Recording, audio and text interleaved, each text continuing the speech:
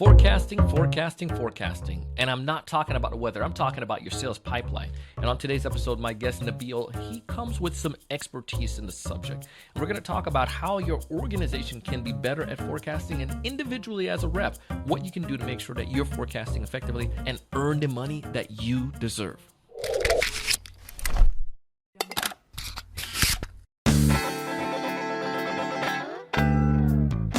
Hey, everyone. Welcome to another great episode of the Sales Evangelist Podcast. I'm your host, Donald Kelly,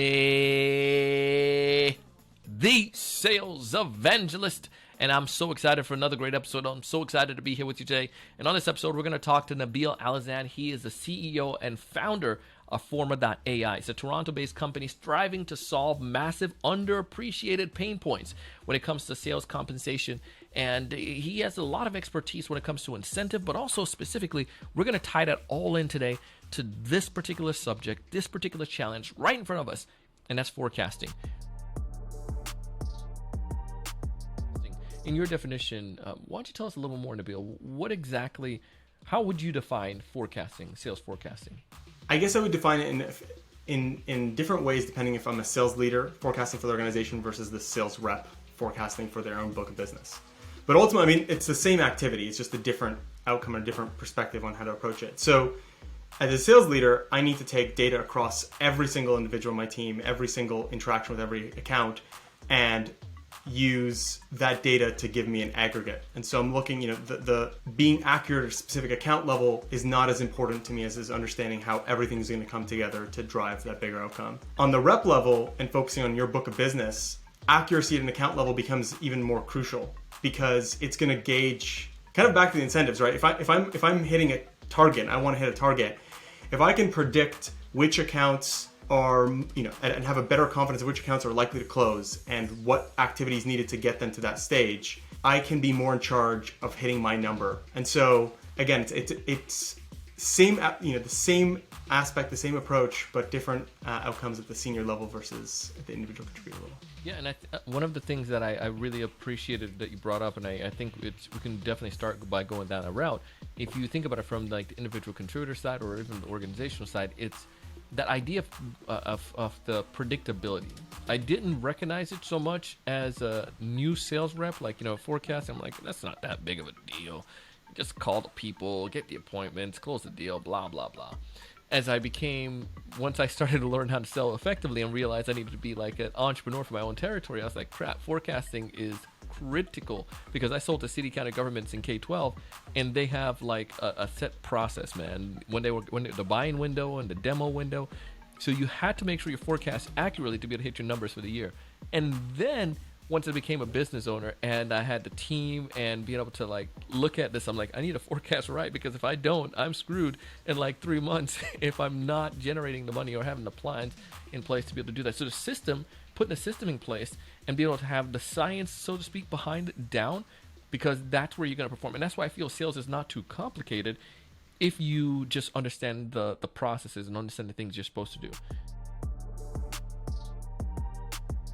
But what are some of the things you've recognized that people get wrong when it comes towards forecasting? I think a lot of things that we do at the individual rep level around forecasting is being overconfident on certain deals based off of where you appear to be in the sales process versus the actual data points that validate the justification of being at that sales process. And so, what I push both our team to do, but again, more broadly, just thinking about how to maximize your predictability and use forecasting to your advantage is to say, to have critical checkpoints along the way to say, if we haven't had this discussion with a prospect, then I can't count them at this stage. Despite us being at this stage, it's likely a higher risk. Or if, knowing your average sales cycle, for example, let's just say your average sales cycle is 25 days. And all of a sudden we have a prospect that's kind of accelerated through the sales cycle in 10 days, and now we're at the final stage.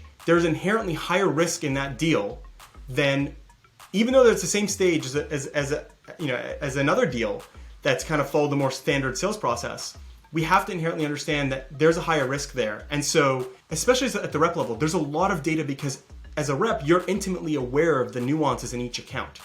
And so if you don't use those nuances and those data points of how fast it's going through sales cycle, the interactions that you've had, the types of responses that you get from the customers, if you don't use that in your judgment of the forecast, you end up, over prioritizing that fast sales cycle account and under prioritizing time and spent on a customer that's moving along at a normal pace, even though your time is actually likely going to convert at a higher outcome in that latter case.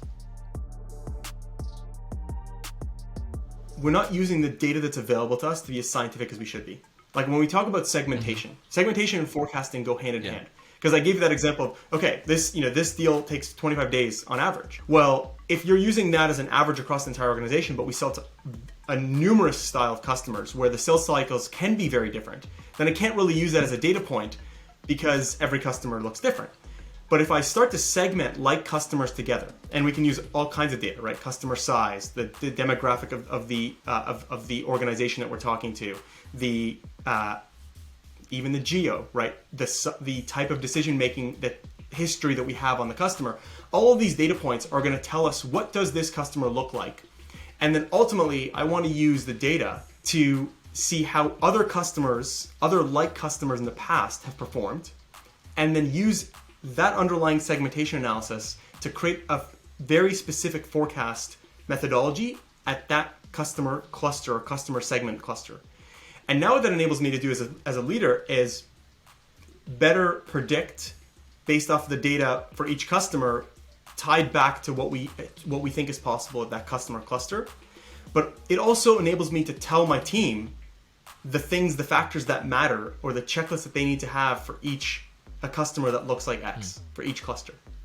And so I empower my sales reps themselves to better forecast and better understand how to drive. So in some ways, do you think, so it starts at the leader level in some way, like the executive level, to be able to best help the organization, and then obviously as individual rep, you need to take control yourself, if I understand, is that what you're alluding to?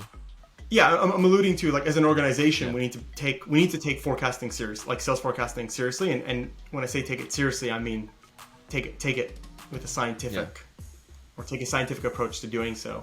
Nabeil, thank you so much for coming on the show. Folks want to get connected with you and learn more about you. What's the best way for them to go about doing so? Yes, check out forma.ai and reach out to me on LinkedIn. Hey man, thank you so much for coming on the show, and appreciate all that you shared with our community, and I wish you guys great success. Thank you for having me on, Donald. It was a great conversation. That was Nabeil Alazzam, and if you want to go ahead and connect with him and learn about his amazing organization, forma.ai, you can find all the information in our show notes. I highly recommend you connect with him. He's a great dude. You can find some of his information on LinkedIn. You can check out his company as well. And even if you're not the person that's going to make the decision on software or tools like this, man, go back home and tell your family about it, quote unquote. Tell your team so that they can check it out, your sales leaders. Because when it comes to forecasting, if we can all hit our numbers, I mean, the company's going to do well. And when a company does well, then everybody's going to do well. Listen, I want you to thrive. I want you to succeed. I want you to find more of your ideal customers. I want you to forecast properly and get the money you deserve. I want you to know what to say when you reach out to those prospects and have meetings with them. I want you to close more deals. Most importantly, I want you to raise your level of thinking and go out and do big things.